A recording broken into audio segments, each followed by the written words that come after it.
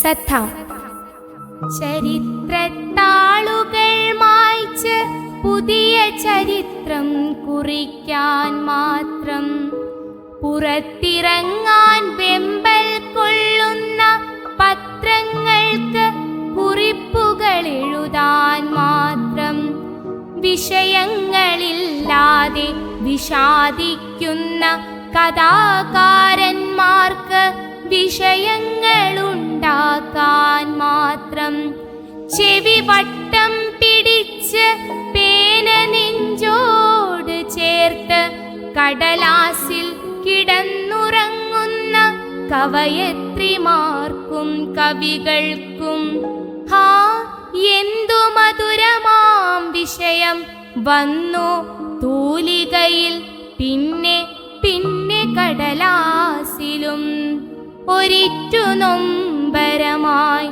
പിന്നെ പിന്നെ ഭാവനയായി കണ്ണുകൾ നിറഞ്ഞു നിന്റെ മുന്നിൽ. ഈ തൂലികയും നമിച്ചിടുന്നു നിന്റെ നിന്റെ വധശിക്ഷയിൽ പ്രതിഷേധിച്ച്. ഇല്ല ഇനിയും ഞാൻ എഴുതും, അല്ലെങ്കിൽ ഈ പോലുള്ള തൂലികകൾ ബുഷിന്റെ ശിക്ഷയും നാളെ. സുഗന്ധക്കുപ്പി. കാലം കുറെ കാത്തിരുന്ന് കിട്ടിയ ആ പുതുമണമുള്ള സുഗന്ധക്കുപ്പി, ഒരിക്കൽ അത് ഞാൻ അവളെ നോക്കാൻ മാത്രം ഏൽപ്പിച്ചു പോയി വന്നപ്പോൾ, അവൾ അതുപയോഗിച്ച് തീർത്ത് അലമാരയിൽ വെച്ചു പൂട്ടിയിരുന്നു. ഒരു വേള പോലും അതിൻ്റെ സുഗന്ധം ആസ്വദിക്കാൻ കഴിയാത്ത ഞാൻ ചത്തുപോകുമെന്നവൾ കരുതിയോ? അവൾക്ക് തെറ്റി. പിന്നീടവൾ കാലിക്കുപ്പി തിരികെ തന്നു. സുഖമായുറങ്ങൂ കുഞ്ഞേ. പുറത്ത് മഴ ആടിത്തിമിർക്കുമ്പോൾ അകത്ത് നീ പുതച്ച് സുഖമായുറങ്ങൂ. രാത്രിയിൽ ചാടിയ മഞ്ഞുതുള്ളികളുടെ തണുപ്പകറ്റാൻ ഈ ഡിസംബറിലും നീ സുഖമായുറങ്ങൂ.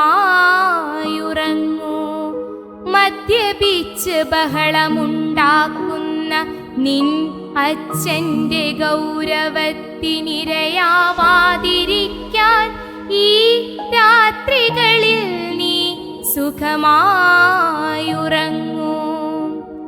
പുറത്ത് മഴ ആടിത്തിമിർക്കുമ്പോൾ അകത്ത് നീ പുതച്ച് സുഖമായുറങ്ങൂ.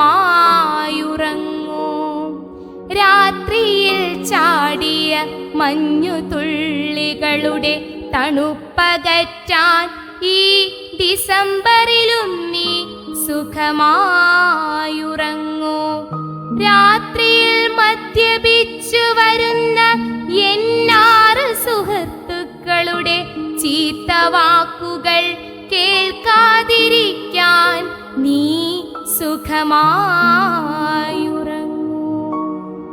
എന്റെ ഭാര്യയ്ക്കിപ്പോൾ നിങ്ങളുടെ കരച്ചിലും വ്യസനവും ശല്യമാകയാൽ ഇനിയുള്ള എല്ലാ രാവും പകലും നീ മതിമറന്ന് സുഖമായുറങ്ങൂ.